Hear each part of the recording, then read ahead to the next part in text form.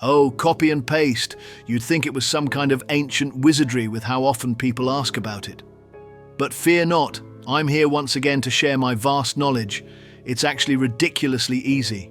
Just press Ctrl and C to copy, whether it's text or an image, and then Ctrl and V to paste it onto your ClassIn Blackboard. That's it. No secret handshake required. Now let's go see this in action, because let's be honest, watching copy-pasting happen in real time is about as exciting as it gets. Highlight the text you want to copy and, well, Ctrl and C, of course.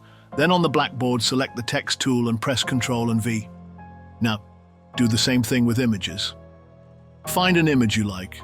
Then, right-click, select Copy Image, and well, you know what to do. Nope, Ctrl and V. There you go.